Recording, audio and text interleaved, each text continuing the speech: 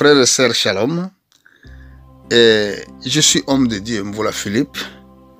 Je viens encore une fois pour vous porter les messages prophétiques.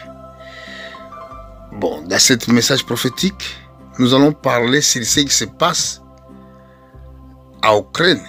Effectivement, ça annonce la Troisième Guerre mondiale. Mais par contre, avant cette Troisième Guerre mondiale, il y aura encore d'autres prophéties qui s'accompliront à son temps. Et c'est pour ça que nous avons dit que ce n'est pas encore le moment. Même Russie menace, même ils veulent détruire le monde, comme il y a déjà des guerres, des armes préparées pour ça, mais il ne le fera pas tout de suite. Parce qu'il y en a encore beaucoup de choses que Dieu fera que s'accomplit entre nos yeux. Je vais lire dans le livre de Daniel, au chapitre 9, verset 26. Aujourd'hui, je voulais parler sur le mystère du temple de Jérusalem. Cet temple, il est lié dans ce message prophétique des temps de la fin. Parce que le temple de Jérusalem, ce n'est pas encore été construit. Et la prophétie nous dit que ce temple sera construit. Aujourd'hui, je vous ramène dans ce chapitre-là. Voilà comment Daniel a prophétisé sur la destruction du temple de Jérusalem qui était détruit à l'an 70. Celui qui l'a fait, c'est l'empereur Titus de Rome. Mais ici, je vais lire cette prophétie de Daniel. Verset 26. Après les 62 semaines, Ouin sera retranché. Il n'y aura pas de successeur. Le peuple d'un chef qui viendra détruira la ville et les sanctuaires. Et sa fin arrivera comme par une inondation. Il arrêtait que les dévastations dureront jusqu'à terme de la guerre. Il fera une solide alliance avec plusieurs pour une semaine. Il durera la moitié de la semaine. Il fera cesser les sacrifices et les offrandes. Les dévastateurs commettront les choses les plus abominables jusqu'à ce que la ruine, ce qui était résolu, fonde sur les dévastateurs. Là, nous avons vu cette première partie de la prophétie a été accomplie dans l'an 70 quand l'empereur Titus il a décidé de détruire le temple de Jérusalem. Jésus-Christ, dans son ministère, il avait confirmé cela.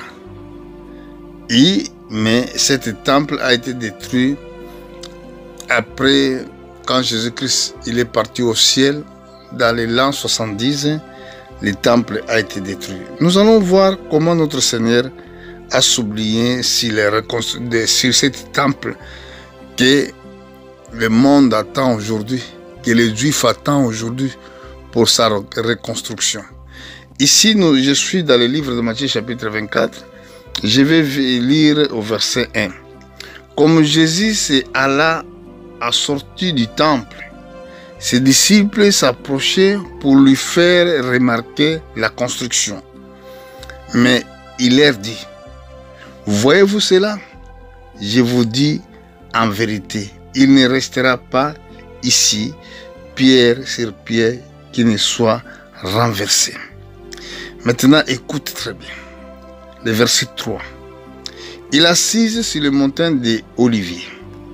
Et les disciples virent en particulier lui faire cette question. Dis-nous, quand cela arrivera-t-il? Et quel sera le signe de ton avènement et de la fin du monde? Vous voyez, même les apôtres à l'époque, ils avaient posé cette question à notre Seigneur. Qu'ils voulaient savoir, parce que quand Jésus parlait des temples, le temple de Jérusalem, il est lié dans les mystères prophétiques. Et c'est pour cela, même ce temple-là, il est en cours de préparation. Si vous partez à Israël, vous allez voir que le temple il est en cours de préparation pour les reconstructions. Alors, comme le temple ce n'est pas encore construit, ça veut dire le Russe ne pourra pas encore bombarder ou attaquer l'Europe ou attaquer les États-Unis. Parce qu'il y en a encore des prophéties qui vont s'accomplir. Et ici, vous avez vu, les disciples avaient posé 3 questions quand Jésus-Christ était assis sur la montagne des Oliviers. La Bible dit que virent en particulier lui faire cette question. Dis-nous, quand cela arrivera-t-il? Première question. Et quel sera le signe de ton avènement? Deuxième question. Et de la fin du monde? Troisième question. Donc, dans les Écritures, dans la prophétie biblique, c'est là que nous devons retrouver tous les mystères cachés. Ce n'est pas dans les politiques ou dans la politique, je peux dire. Parce que ces choses que je vous dis, beaucoup de politiciens ne savent pas. Ils ne peuvent pas les comprendre. Parce que Dieu donne toujours à ses serviteurs l'esprit des prophètes pour révéler les mystères cachés. Et moi, je vous dis, et que je prêche les messages prophétiques des temps de la fin. Daniel a vu ce temps-là. La Bible dit, toi Daniel, scelle 7 livres jusqu'au temps de la fin. Plusieurs allons les liront, la connaissance augmentera. Alors, si vous voulez comprendre les mystères de Dieu, si vous voulez comprendre les choses qui sont liées dans le temps que vous êtes en train de vivre sur la terre, écoutez les messages prophétiques. Alors nous allons regarder quelque chose, c'est que Isaïe a vu. Pas seulement Isaïe, mais Michée, il a vu aussi. Bon, nous sommes dans l'Isaïe chapitre 2, livre d'Isaïe. Je suis au verset 2. Écoutez bien ce que le prophète Isaïe a prophétisé. Arrivera dans les suites des temps que la montagne de la maison de l'Éternel sera fondée sur le sommet de la montagne, qu'il s'élèvera par-dessus les collines et que toutes les nations fuiront. Des peuples se rendront en foule et ils diront, venez et montons à la montagne de l'Éternel, à la maison de Dieu de Jacob, afin qu'il nous enseigne ses voies et que nous marchions dans ses sentiers, car de Sion sortira la loi et de Jérusalem, parole de l'Éternel. Il sera le juge des nations, l'arbitre d'un grand nombre de peuples. De leurs claveurs forgeront des hoyaux et leurs lances des serpes. Une nation ne tirera plus l'épée contre une autre, il ne prendra plus la guerre. Ici, cette prophétie-là, ce n'est pas encore été accompli parce que le temple, ce n'est pas encore été rebâti. Nous allons voir encore prophète Michée. Il a prophétisé sur cette construction de ce temple. Michée chapitre 4, je suis au verset 1. Arrivera dans les suites des temps que les montagnes de la maison de l'Éternel sera fondée sur le sommet de la montagne et qu'il s'élèvera par-dessus les collines et que les peuples fuiront. Des nations se rendront foules et diront, venez, montons à la montagne de l'Éternel, à la maison de Dieu de Jacob, afin qu'il nous enseigne ses voies et que nous marchions dans ses sentiers. Car des Sion sortira la loi et de Jérusalem la parole de l'Éternel. Il sera le juge de grands nombres de peuples, arbitre des nations puissantes, lointaines. De leurs claviers, ils forgeront des hoyaux, ils leur lancent des serpes. Une nation ne tirera plus l'épée contre autre et on ne prendra plus la guerre. Aujourd'hui, il y a la guerre. Aujourd'hui, il y a des guerres partout. Mais quand le royaume du millénium sera là, une nation ne prendra plus la guerre, faire la guerre. Là, à ce moment-là, la paix sera partout. Aujourd'hui, nous avons des guerres. Mais quand Jésus-Christ viendra, quand il va juger les nations, alors personne ne fera plus la guerre. Personne ne prendra encore arme pour aller combattre. Comme le temple, ce n'est pas encore été rebâti, donc ça veut dire ça nous reste encore un petit temps, mais pas beaucoup. Pendant que je vous parle, il y a déjà la préparation de la construction des temples de Jérusalem. Si vous regardez dans mes vidéos, vous allez voir que j'avais publié une vidéo de mon frère, que j'oublie souvent son nom.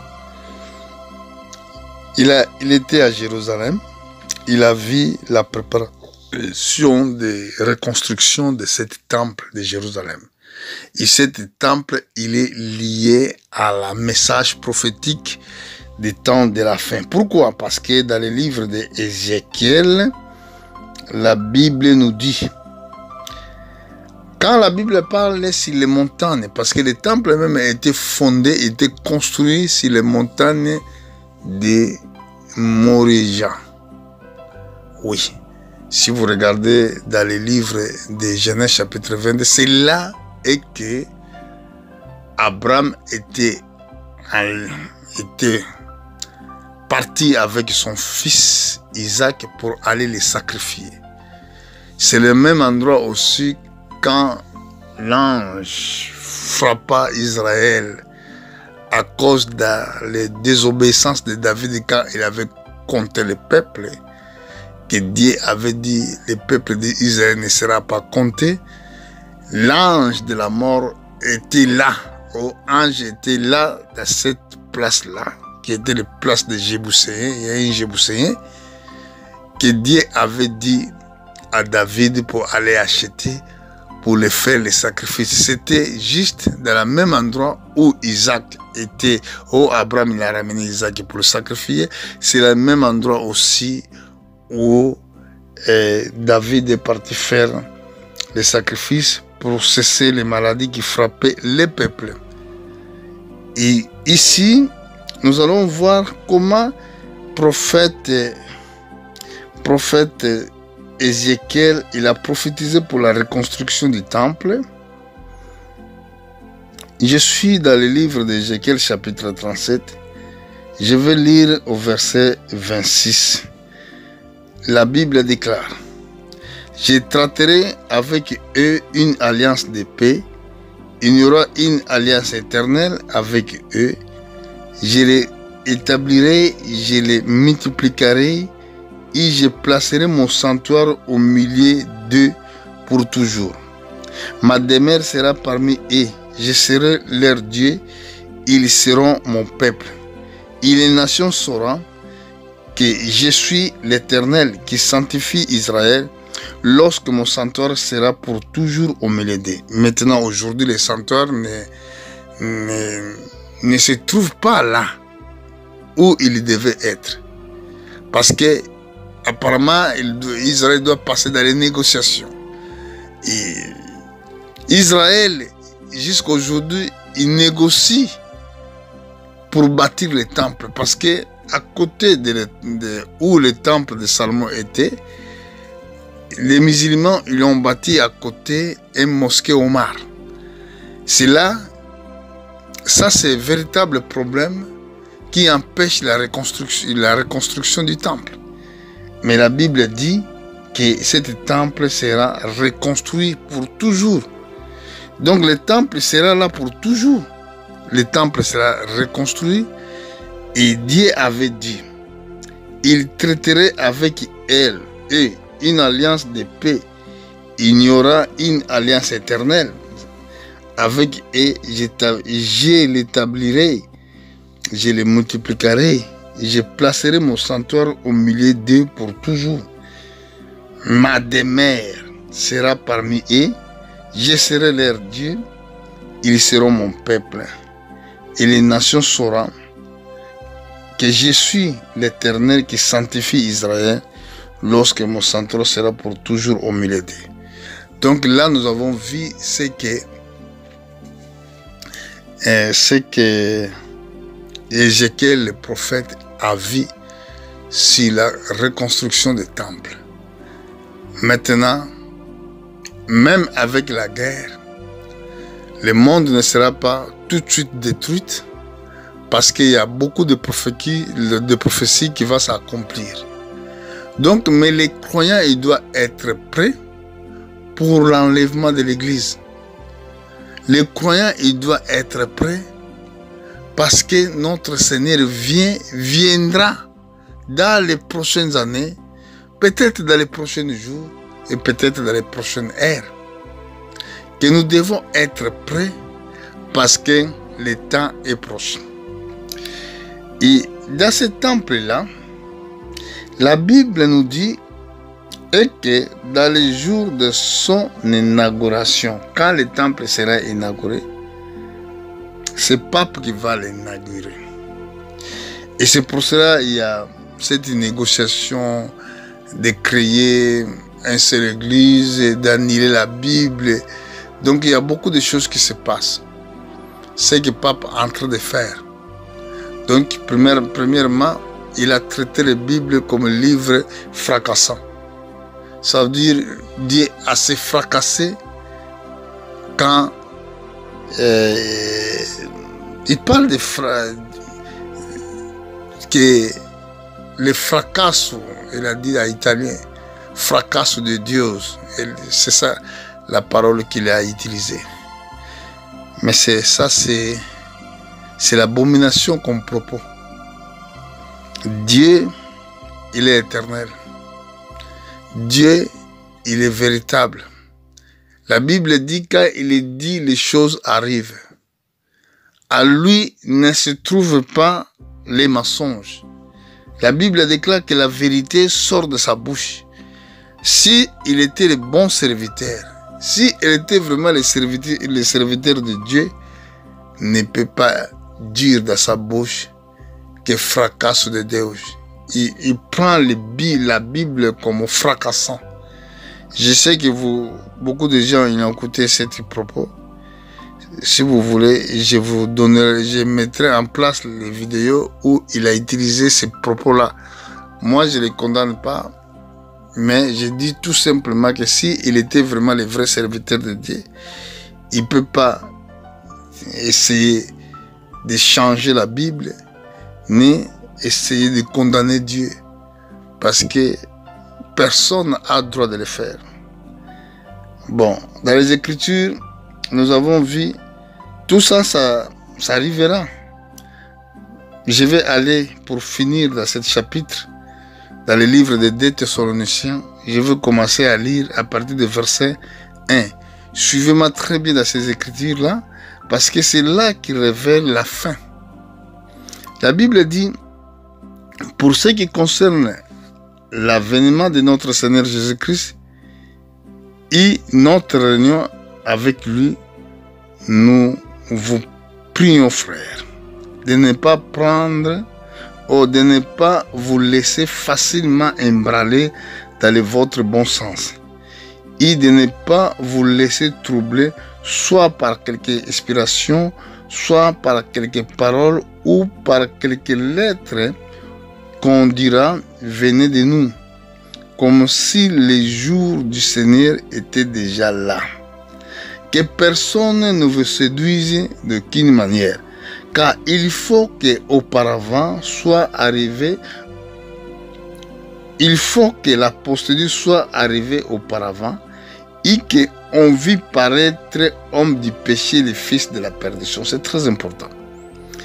Les adversaires qui s'élèvent au-dessus de tout ce qu'on appelle Dieu, ou de ceux qui endorment jusqu'à s'asseoir dans le temple de Dieu, se proclamer lui-même Dieu. Cet temple qui n'a pas encore été construit, mais les fils de la perdition, il va aller s'asseoir dans le temple de Dieu, se proclamer lui-même Dieu. Voilà le but des fils de la perdition. Ne vous souvenez-vous pas que je vous disais ces choses lorsque j'étais encore chez vous?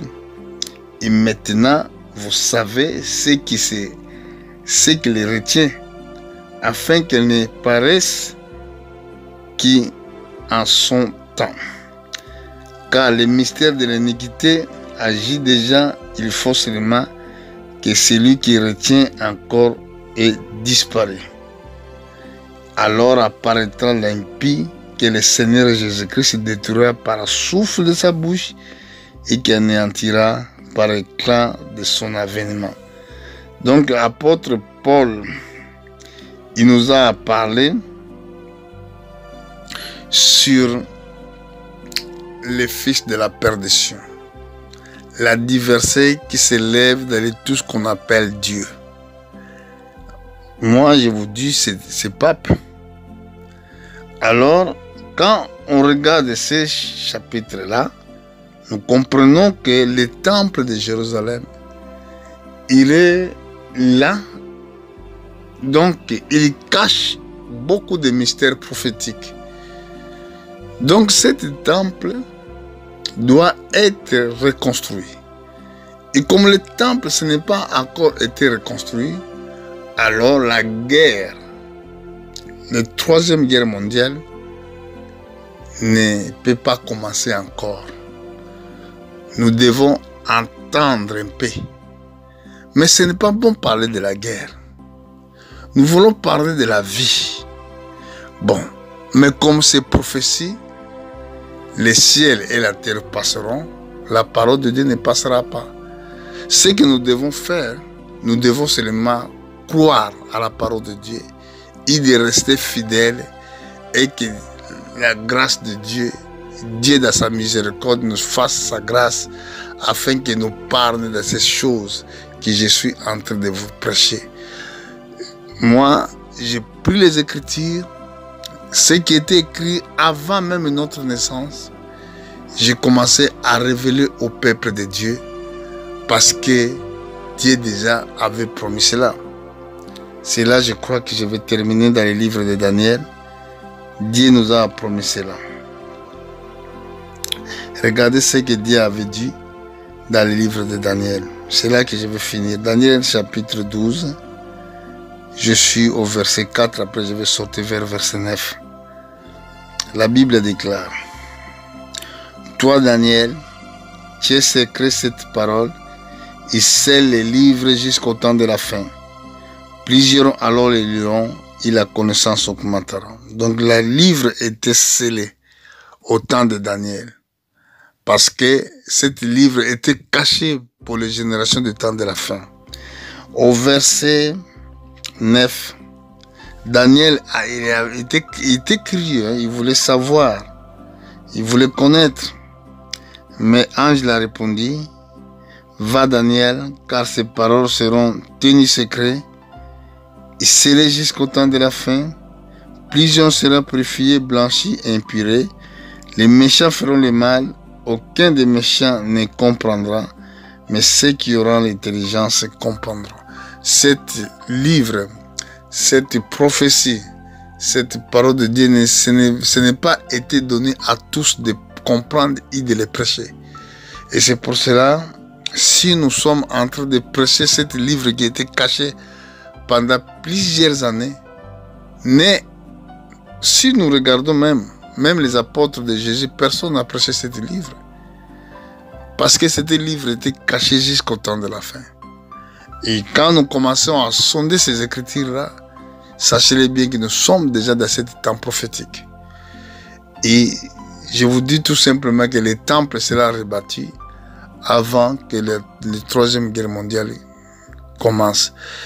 Je vous ai donné des chapitres, vérifiez vous-même, essayez de sonder ce qui se passe au Moyen-Orient par rapport à la reconstruction dans les temples. Là, vous allez comprendre que nous sommes réellement au temps de la fin. Donc, même votre connaissance, votre savoir, ça ne peut pas vous sauver. Si ce n'est pas Dieu qui peut nous sauver, personne d'autre ne peut nous sauver. Si ce n'est pas Dieu qui peut nous protéger, personne d'autre peut nous protéger.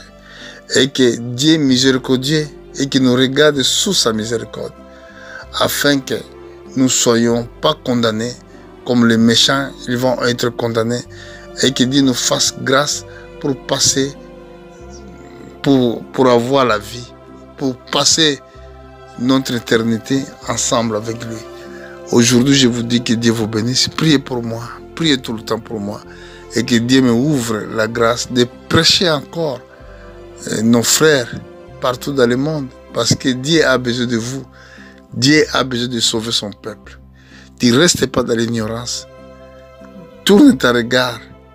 Priez tout le temps. Et cherchez de demander la miséricorde de Dieu dans ta vie.